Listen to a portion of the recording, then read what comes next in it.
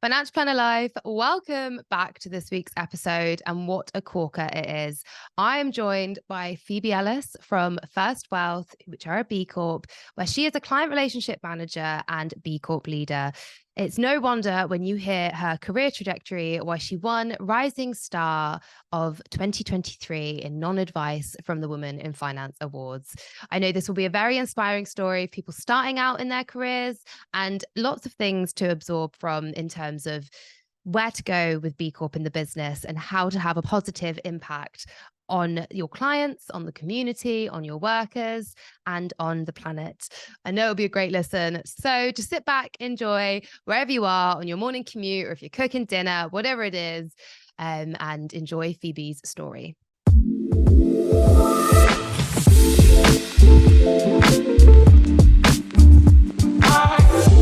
Hello, Financial Planner Life. Welcome back to this week's episode. It's me, your host, Charlie, and today I am joined by Phoebe Ellis from First Wealth, who are a B Corp. Welcome, Phoebe. How are you feeling today? Yeah, I'm good, thank you. Got a bit of a cold, but I'm soldiering on. It is that time of year, isn't it? I've Yeah. had one this side of Christmas and before Christmas, and yeah, I'm glad. Thank you for trooping on today and showing up. And I think one thing about today that I'm really excited about is to learn about your career journey, but also learn about the nuances that you have in your career journey and what's brought you to being where you are today at a B Corp firm. hmm So I think a good way to start it off is, I guess, an overview of the journey of how you got into financial services. I know it's always a unique path people take. So hmm take us on a story, Phoebe. How did you get into it? So I know everyone probably says this, but I feel like mine is particularly unique. So I kind of started, obviously, went through school, was never particularly academic. I think kind of in school you're taught like, I don't know, science is for doctors, maths is for finance, and you kind of get put into those categories. And I was never really in any of those categories, so I immediately put away careers that I thought wouldn't work for me, like finance, for example. So I kind of went down a creative route. So at A level, I did PE and art, so nothing like financy at all. At university, I knew I wanted to do a year abroad, so I picked American Studies. So I did that for 4 years, did a year in Illinois, which was really fun and a kind of really good way to see the world and also be really independent and grow up a bit, I guess, because I lived there by myself. I didn't know anyone. It was quite a experience in that sense. But that's a story for another day. So yeah, went to uni, kind of finished uni just as COVID hit, I think. I think that was when I finished. And basically, I was kind of like, I don't really know what I want to do. I was quite interested in that entrepreneurial space, so startups. So I worked for a startup for a few months. And that was kind of when all the government helper schemes were coming out. So it was quite a noisy period, I guess, for finding a career. So yeah, working for the startup, I realized I wanted to work with people, but in the startup I was at, I wasn't sure that I wanted to do that exactly. So my dad has a background in finance. So I kind of had a conversation with him and I thought, I literally have no idea what I want to do. And he said, well, why don't you speak to other people that I know just to see what you might be interested in? So my godfather is a financial planner. And I spoke to him and he was like, oh, you don't need to be that good at maths. Like it is simply just like know your stuff, be good with people, and just like be strict with what you're doing, as in like be do your exams, like all of that kind of stuff. So I thought, you know what, I think I could do that. It sounds like something that would be fun. So I basically started doing my exams, applied for First Wealth, and then kind of here I am today. Yeah. And yeah, that's me basically.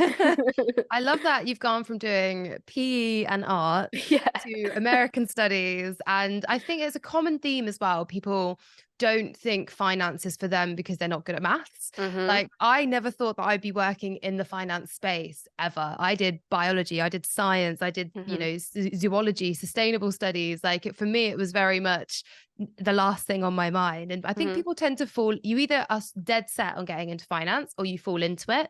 And both are sort of 100%. really lovely, unique paths along that way. And so you found yourself at First Wealth, and when you joined them, obviously B Corp, sort of, did that stand out to yourself? Was that part of their process already?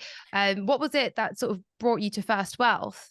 So I basically was kind of looking around at loads of different financial planners. One of the main things that I wanted was somewhere that I felt I'd feel included in the team. So I think obviously massive thing around financial services is very non-diverse and non-inclusive. So I think it was really important to me to find somewhere that was quite small as well. I wanted a small firm, kind of like the startup vibe, I guess, and something that was quite exciting, and you've got quite good access to directors, and you can learn from a lot of different people rather than just kind of like turning up to work, doing your job and leaving.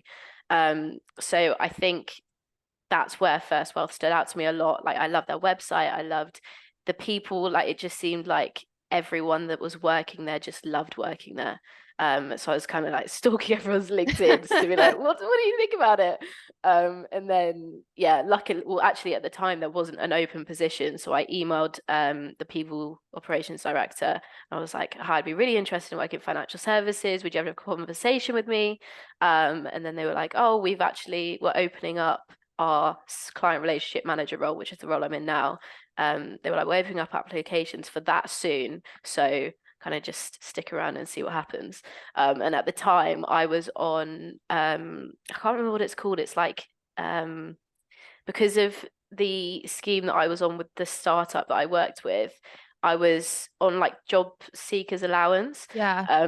So I was kind of trying to tell them, I was like, no, I'm getting this job. Like, I know I'm going to get it. Like, just bear with me on this. And I had to keep going to these meetings. They were like, what do you want to do? I was like, I know I want to do this. Like, just bear with me.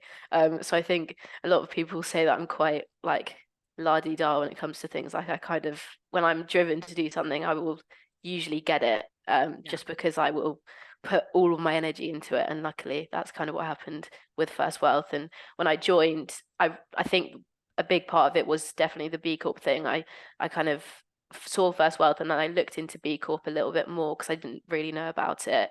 And they only became certified in 2020.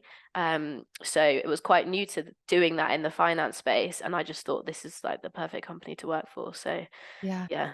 I love the whole story you just told about how you got that job, because that demonstrates how to get into financial services with Hmm. no prior experience. You've got to do your market research, you've got to have gumption, you've got to be committed. I Hmm. think you've also identified sort of the values you were looking for. And I think if you do a job search based on your values, you're not going to be disappointed at the end, because you're Hmm. going to be aligned with people and a business which operates in a similar way to yourself. And it sounds like exactly like you've done that. And I love what you said about having a smaller firm where you've got more interaction with directors, Hmm. because I think it becomes more collaborative. I work with, quite closely with the directors of where I work, and you can have real tangible conversations about your personal development, about the business, that you are Hmm. so included. And I always say small company, big impact, Hmm. because like you said, you're all in the same room together. You're all shoulder to shoulder, and it's like a very equal level, I feel.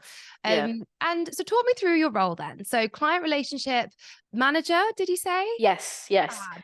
Because I think financial planner life, we've got people who will be listening who are like, yeah, I know exactly what a client relationship manager is. But there's also people who listen and they're curious about getting into the profession. And as somebody who's clearly found their first role by doing their market research, doing that direct outreach, being very savvy with the market, what is the role that you do at the moment? So I feel like First Wealth has quite fun ways of like giving out role titles. So we've got a client relationship manager, we've got technical analysts who are basically power planners, but just a bit more exciting. So client relationship manager, I basically, my day to day is working alongside the advisors, or the advisor. So we essentially work in like little pods of teams. So I work alongside Anthony, who's one of the directors, and I basically liaise with clients every day. I think one of the great things about First Wealth is that I can have a lot of client impact, in the sense that I call clients, I do various like meetings with them to run through systems. Like I can have as much of a relationship with the clients as the advisor could have, but without having to actually give out the advice, because that's the scary part. But yeah, I basically, that's my day to day. I do paperwork, admin, like all of that kind of stuff. And I think that's why I wanted to get into B Corp related activities when I joined, because I think obviously day-to-days can get quite samey. So I think when you've got the ability to join different projects at work, it's always good to do that, so you can just, I guess, better your knowledge generally in other things that are going on apart from just what you're doing day to Yeah. day, but also, I don't know, just have a bit of fun with work, Yeah. I guess. It's Yeah. like having a fun little side project, isn't it? Hmm. Like I was really involved, still am very involved with B Corp. And it just, it gives you something different to do on a Friday, for example, Yeah. to be like, what are we going to focus on today? And I think as well, for people who are passionate about getting involved with B Corp, it's people and planet. There is Hmm. something within those two categories that people will be passionate about, whether it's saving the rhinos or protecting the rainforest or helping men's mental health. There's something Hmm. that everybody can align with. And I love that it brings that diversity to your role as well, in the sense of, I know with the client sort of relationship management, there is a process, there's a life cycle of advice, isn't there? And Yeah. do you feel as well, working in those pods of, advisor, technical analyst, client relationship manager, you build those deeper relationships than if you were working across lots of different advisors with lots of varied clients? Do you feel the clients benefit from that? Yeah, I think so, because they can kind of like, if they the client relationship managers are the people that answer the phone. So as soon as a call comes in from a client, we're their first point of contact. And to be able to just have that relationship with them already, they don't have to go straight through to their advisor. They know who we are in the team, so they know what case we're working, or they know that we're working on their case, if that makes sense. So they can call up and they'll say, oh, I've got a question about this, and we can run through it with them. As long as it's not an advice-based question, obviously we'll put them through to the advisor if that came up.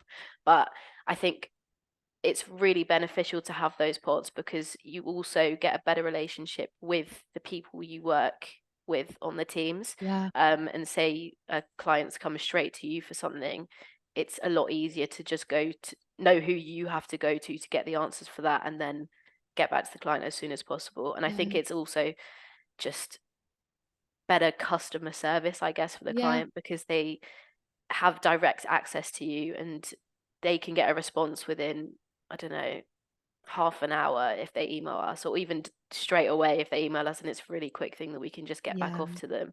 That's something that I always try and do, is don't ever leave a client hanging, and make sure Yeah. that, because if they're worrying about something, money is a big worry for people. So if they're worrying about something, I want to make sure that they're feeling happy and content, and I can give them the same, I guess, level of ease that an advisor gives someone.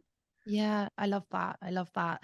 And I think as well, as a client relationship manager, you mentioned that you've done some qualifications. Hmm. What qualifications is it that you've pursued? So I'm doing the level 4 diploma in regulated financial planning. I think that's the whole, Is that the CII one? yes, the CII one. I think that's the whole way of saying it. I I'm not think it entirely is. sure. But I've done RO1. So I did RO1 when I on my kind of journey into first wealth, because it's the one where you can kind of just learn about like regulations. It's the most boring, basically.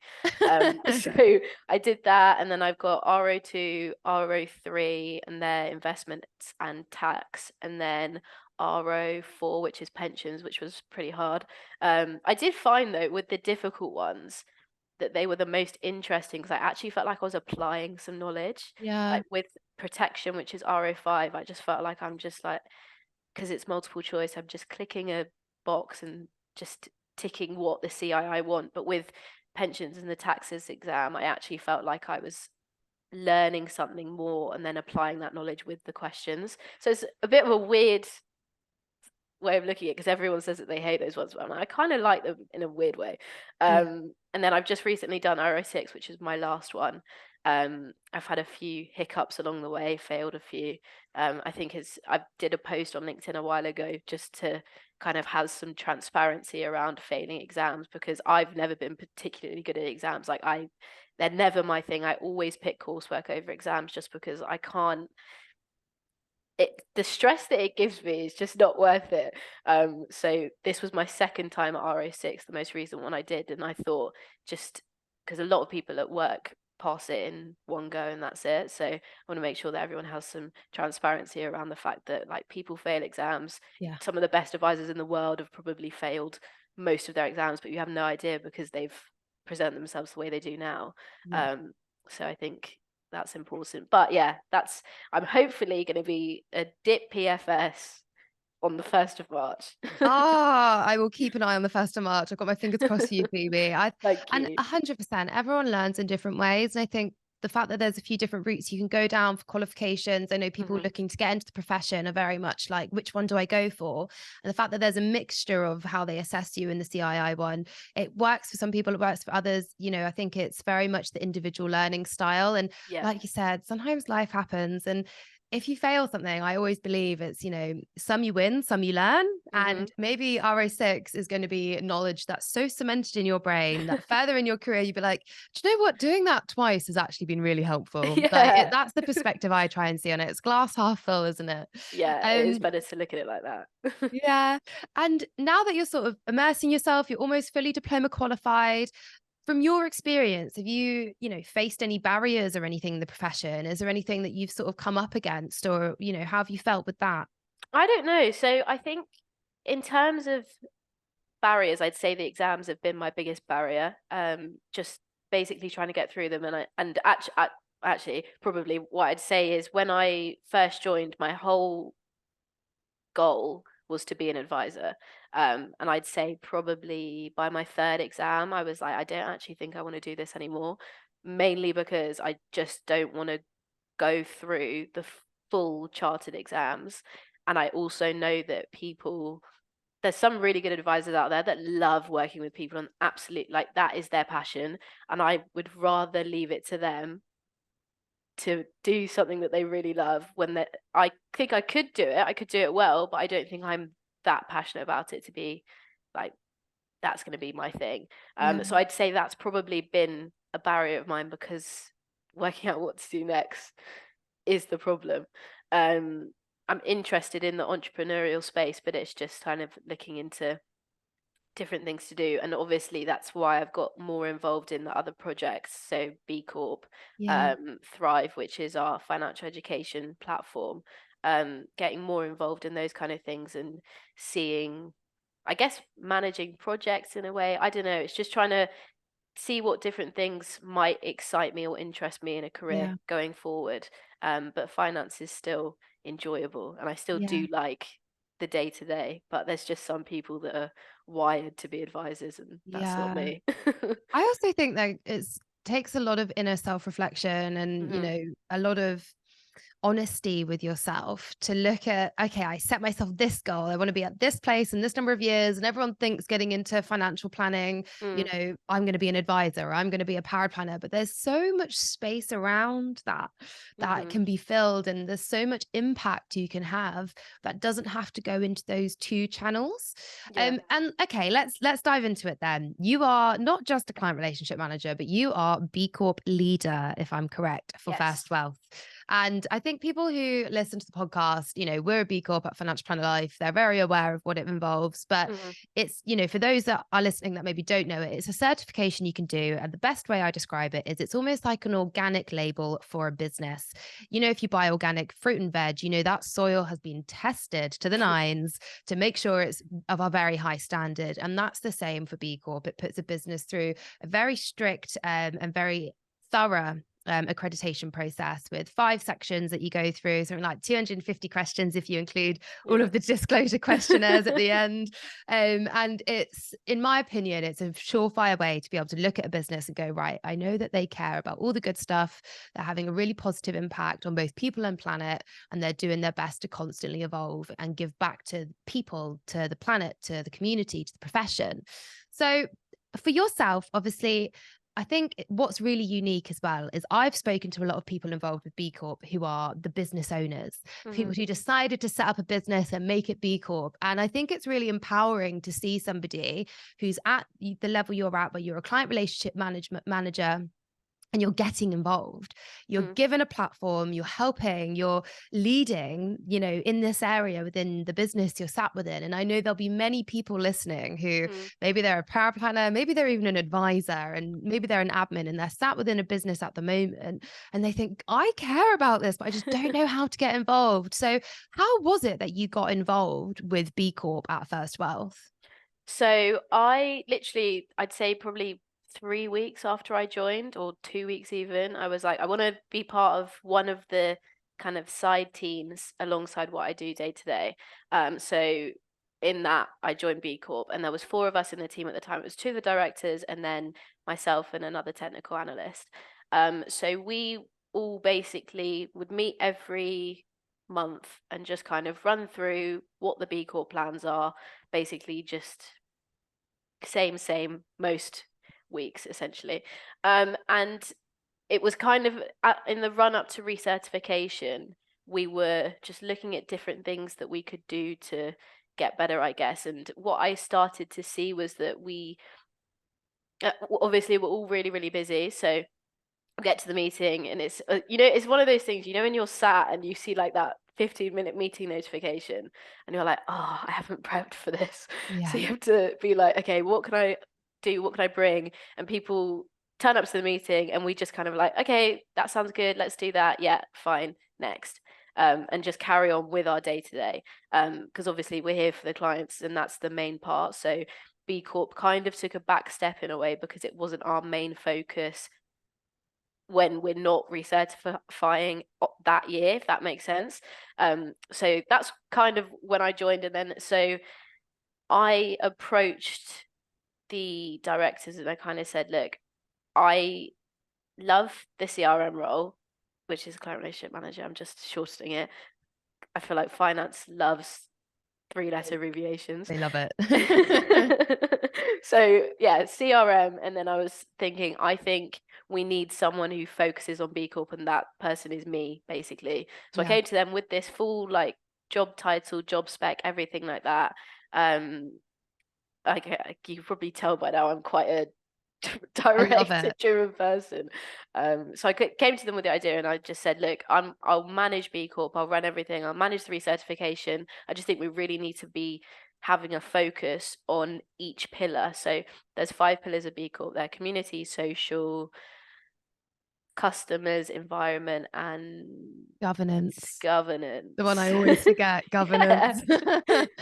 It's probably one of our most important ones It as well. is, it is. So we basically restructured all the meetings. Well, I restructured all the meetings to make sure that we're all focusing on that. So there's now 5 members of the B Corp team, and we all have a specific focus on each pillar.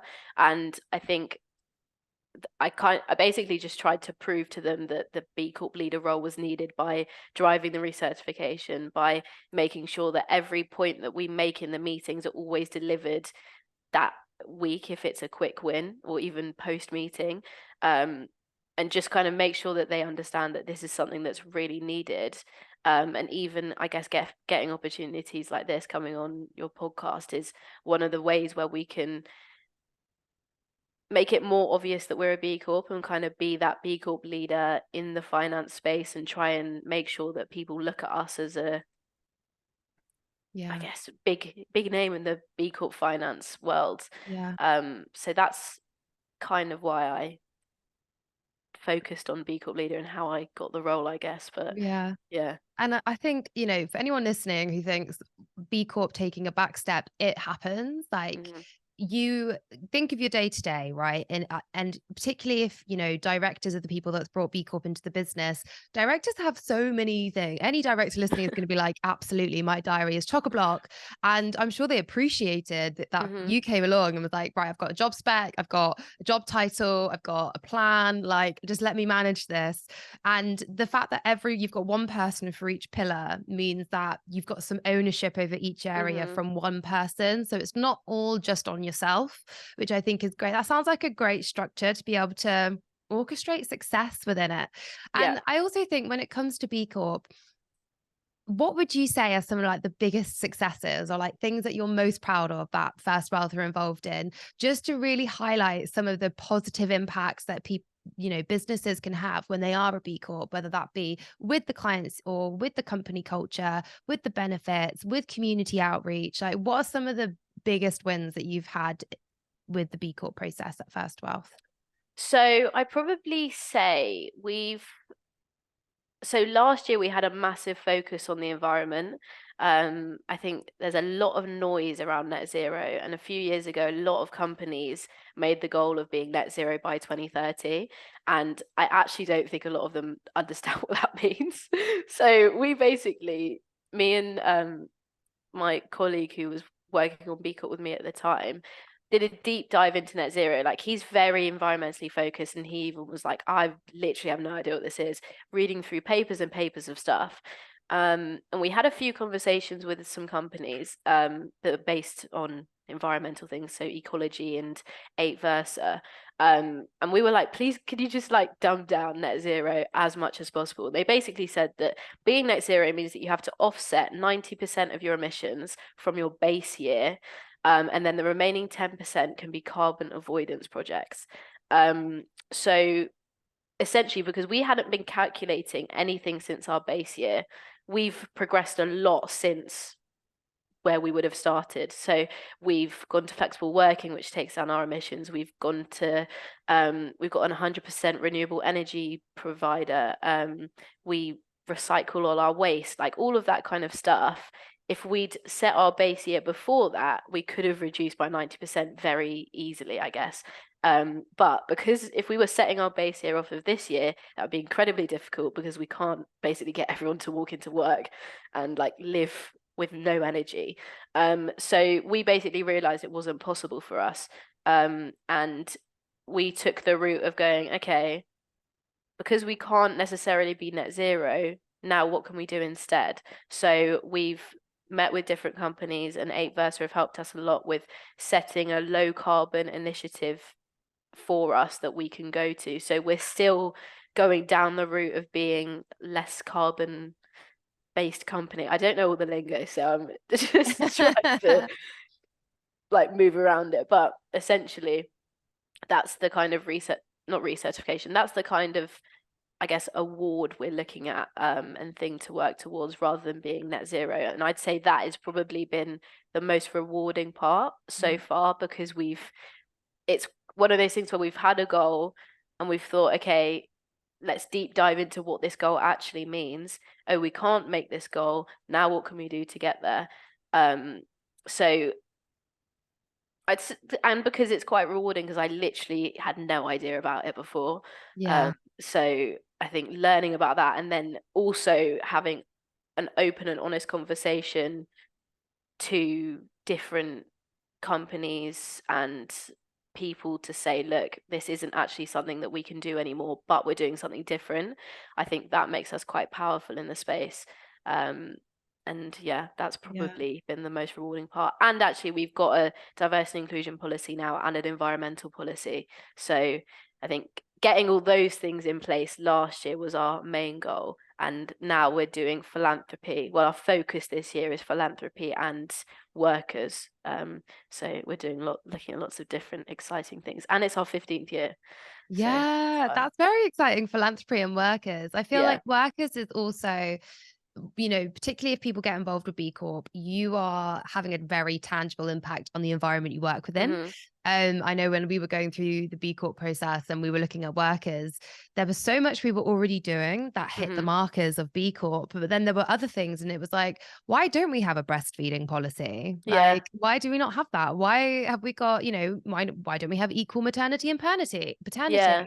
And it was these little things where it took the changing of a policy to actually make the working environment a lot more inclusive, a Mm-hmm. lot more of a safe space for people to come into wherever they're coming from. And I Mm-hmm. think that was something which the B Corp process can really highlight that. I remember I had a conversation once with, it was Seb from Switchfoot Wealth. They're a B Corp based in, I think, Sussex. And he said there's two types of companies when it comes to B Corp. You've got a company which is already functioning in a way where doing B Corp is pretty simple for them. They can Yeah. go through the process, they'll tick a lot of boxes already, and it's just a matter of getting that certification to solidify what they're already doing. Mm-hmm. And then you've got a company which has a big impact, and they actually really need the B Corp process to pull them out of what they're doing and Mm-hmm. have a more positive impact. And I actually think there's sometimes a little bit of a space in between for companies where you've got people who They do positive things. They don't necessarily have the biggest impact, but the B Corp process is almost like it gives you ideas. I Yeah, think a it can hundred really percent. open up the inspirational, and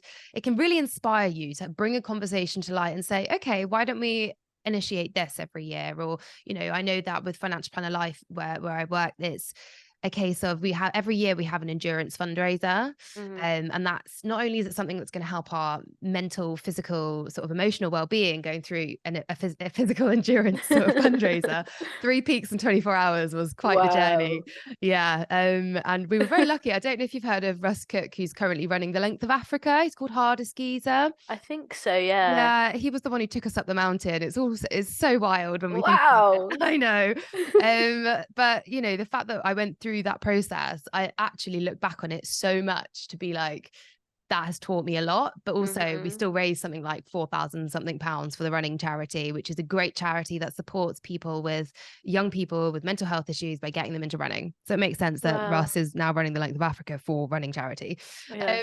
But yeah, and so for yourself then, obviously working in a B Corp space within finance, how do you feel like the rest of the financial planning industry, like where is the catching up need to come? Do you feel like there's enough being done around you, or do you feel like, yeah? So I'll sort of open up that conversation for you. I think by having someone like me running a forward thinking project, I think, and also because I've got like a different educational background, it helps with trying to, I guess, make First Wealth stand out a bit more in the finance space, because a lot of finance companies are guilty of hiring the same people. So you've got economics graduates, you've got business graduates, you've basically got a very linear approach to thinking with a lot of people. And I think a lot of finance companies haven't caught on to that yet. Because like those, you can teach those things very easily. Like I learned a lot of the stuff about finance because of my exams. I had no idea about them before, but you can't teach um how someone is generally. That's just who they are. So by having they just need to do a lot more, to be honest. Yeah.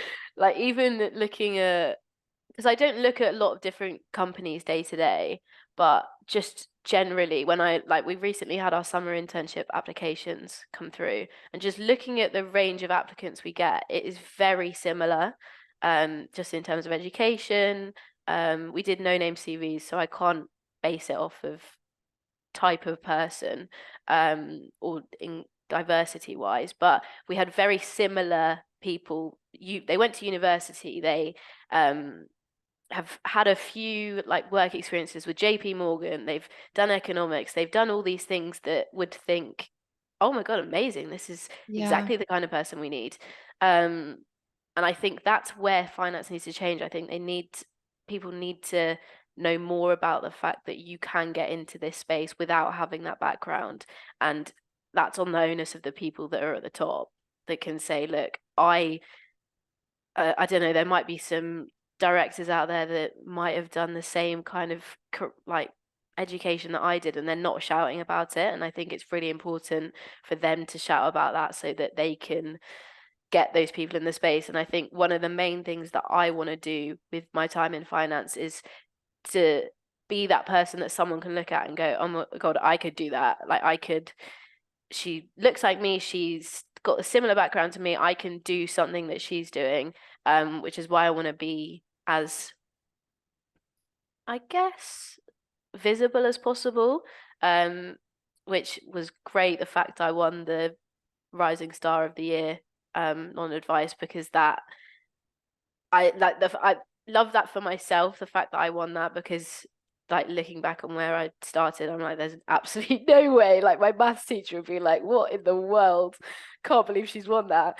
Um, and I think if other people can see that and go, the fact that she's won that and she's come from doing all of this different stuff in the background, and she's just driven and knows what she wants to do, and that's all you need to be able to get there.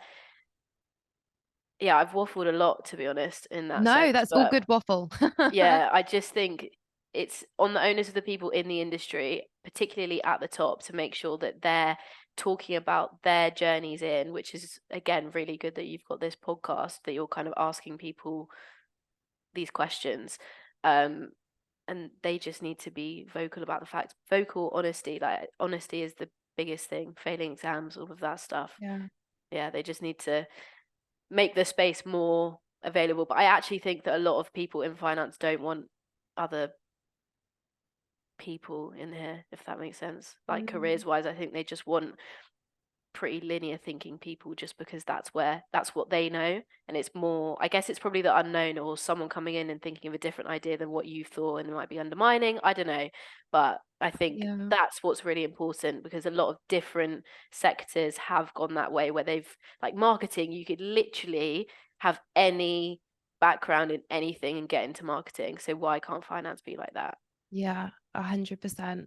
It's such an interesting conversation when you dive into it. It's that word governance, isn't it? Who's Mm-hmm. sat around the table making those decisions? And Yeah. the level of unconscious bias, we all have a level of unconscious bias, Yeah. right? And if you've got people who sat around the table who are all this look the same, talk the same, walk the same, Mm-hmm. their hiring process, it's going to be influenced by that, whether or not you like it and they like it. And I think the more people that you've got around that table who come from different walks of life, don't look the same, don't Mm-hmm. necessarily talk the same, don't have the same life experiences, that diversity of thought and that diversity of like humanity Yeah. is what's going to make the difference. And I do agree. I think, we're all about people getting into the profession from whichever way they want, and definitely all about second careerists and helping Mm-hmm. people realize that this is a career where you can have so much impact. You can have a really positive, tangible impact.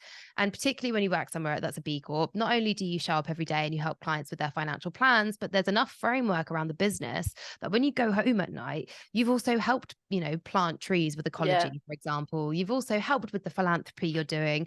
So it's like a symbiotic relationship of positive impact whilst you're furthering your career.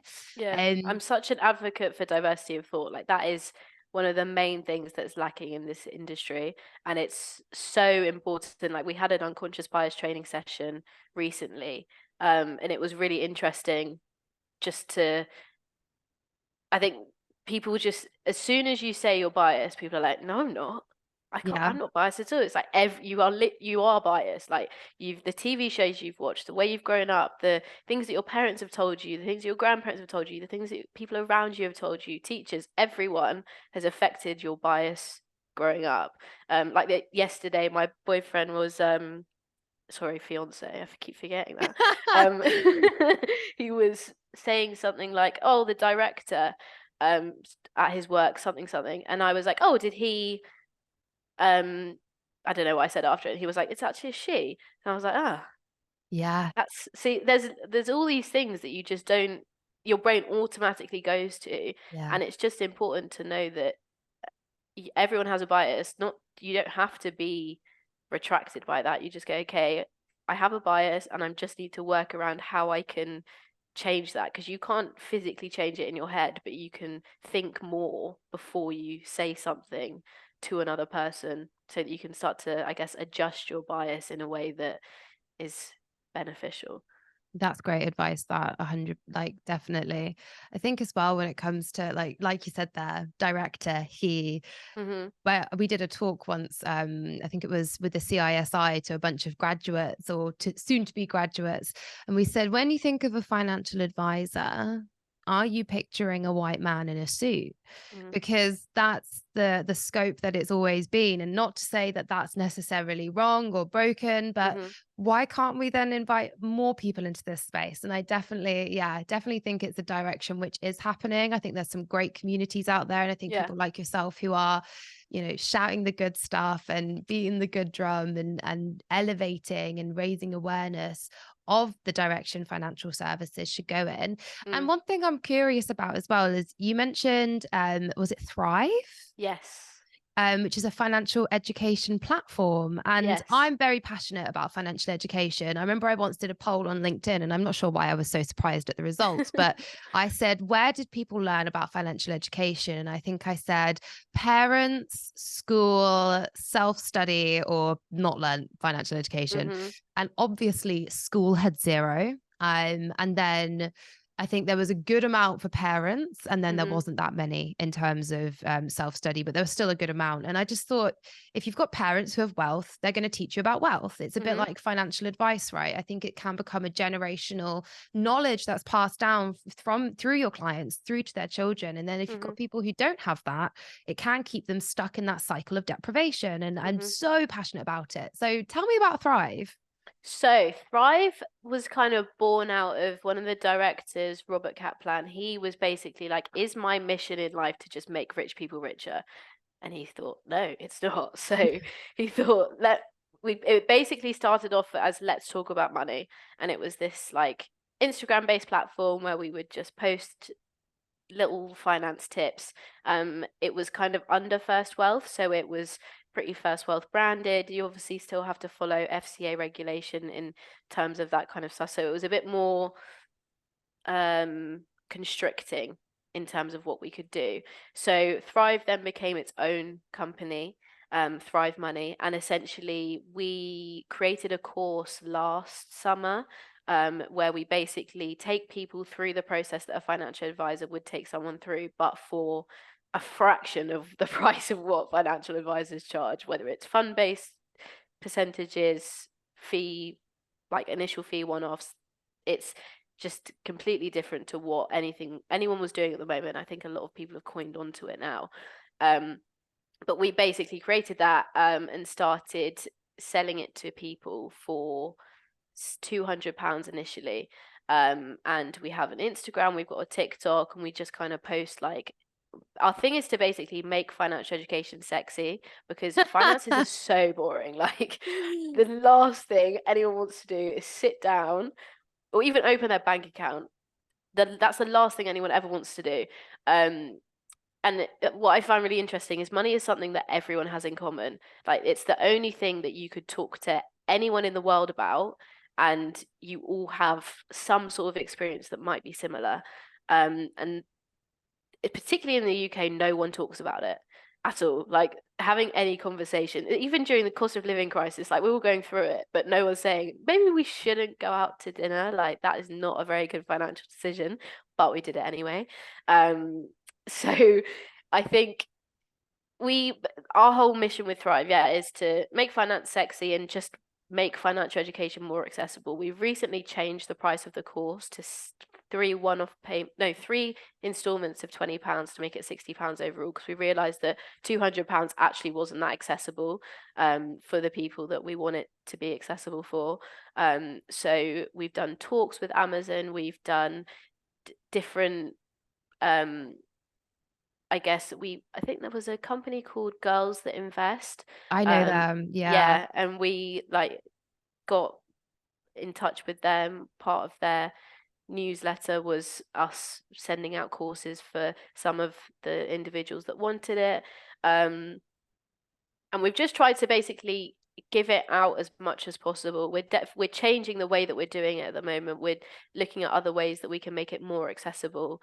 But again, like a lot of the problems with these things is time.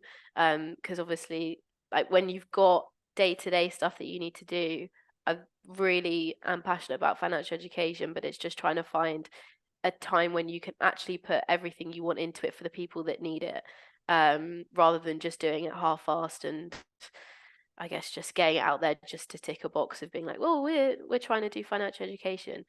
So that's something that it kind of falls under our B Corp community pillar. And we've had really, really good feedback all the time about how we're helping people. We just want people to have access to advisors, because so many, like you can't just call up a financial planning firm and be like, oh, I need some help, and they'll go, no, give me a fee for it. So we're basically through Thrive just trying to get people to have access to advisors, making financial education fun, and yeah, just getting it out there and on social media. So you're on your day-to-day, I don't know, commuting in, you just see something that says this is what an ISA is, and you go, okay, that's helped me out a lot. Yeah. Because it's stuff that you just don't know about at all. Like I only learnt about all of this stuff because of my exams, but in school I still don't really know what a mortgage does, what it is, what different types Mm. are, and it's all these stages that people go through in life. But it just doesn't seem to be Common taught, and it's knowledge. Yeah, bizarre. it Like is it actually doesn't bizarre. make sense. And it's one of the ways that rich people could get richer, I guess, because they have access to these spaces and can discuss it with different advisors, different people, and they've got all these people helping them. But then the people that really need the help are the ones that have no idea about what to do and aren't able to access that information. So that's why we're kind of doing that through Thrive and trying to do everything as free as possible, I guess. That's fantastic. I'm so glad I dove deeper into what Thrive is. And I love the name, obviously, helping people thrive financially and just generally Yeah. giving back to the community and making it as accessible as possible is, I think more people need to do things like that. More Mhm. people need to make things accessible because as much as people want to monetize everything, Mhm. sometimes you just got to give a little bit to get a little bit back, in my opinion. And no, I love that. And I think I'm just going to sort of wind it down now. And I've got two final questions for yourself, Mhm. Phoebe.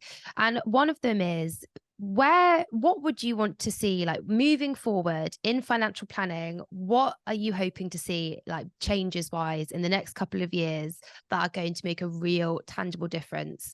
Like, what do you see? Is there sort of things that you've been involved with, or in your discussions with the wider profession? What are some of the changes you feel you might see coming forward? I'd say hopefully no more FCA changes because I'm sure they are everyone getting listening. so strict.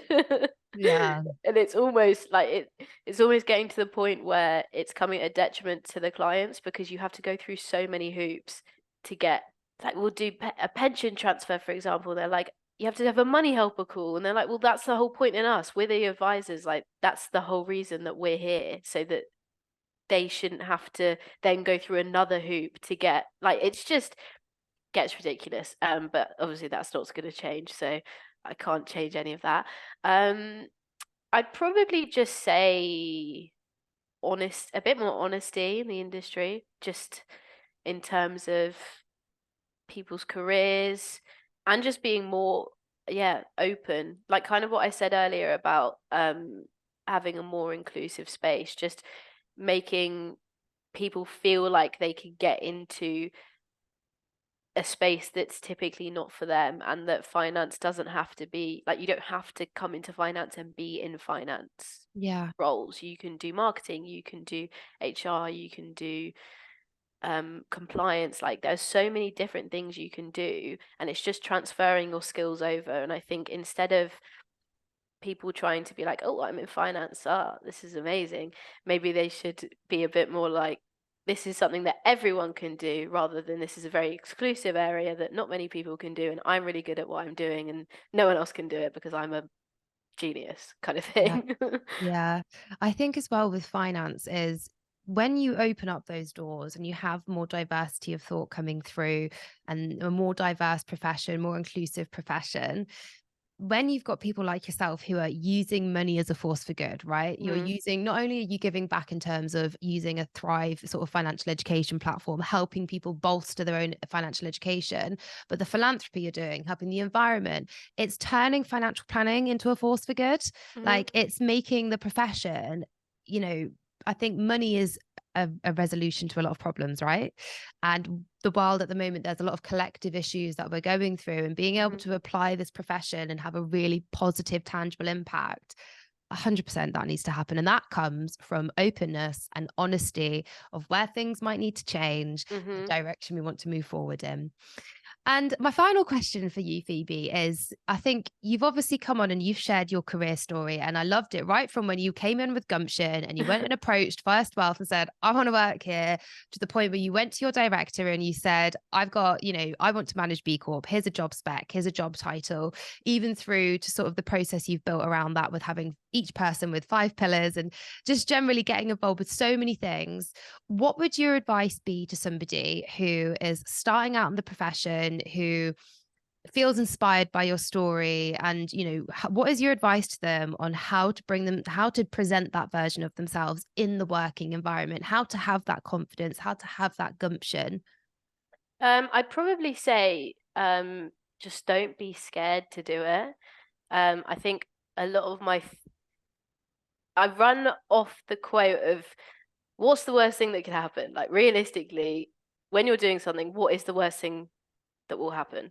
So yeah, if I took them that job title and role and they said no, that's not going to happen, I just go, okay, cool, that's fine, I'll just be at the point that I'm at now. The only place you can go from when you ask for something is up. You can't go back down. So I think that's probably my biggest bit of advice, and also just be nice about it. There's a lot of things that you can be like, I could be a horrible person and be like, I want this, I want that, like just demanding. But I think if you're just, I get open and honesty about what you want to do, why you want to do it, and then don't be scared to actually bring these ideas to people that are receptive to them, then I think that's one of the good things about First Wealth, is that I can kind of come to them with these ideas and they go, yeah, actually that could work. And it gives me the space to be able to do that. I do have a lot of confidence, so I'd probably say just having confidence as well. And not, just not being afraid to go and do what you want to do. Really, it sounds so cheesy. No, and I think also a nugget of wisdom to take from that is probably if people are in positions of senior management, is to have an open policy where people can feel confident and comfortable enough to come and talk about these things. Like let these ideas come to light. And I love that quote you said. The only place you're going when you ask these questions is up.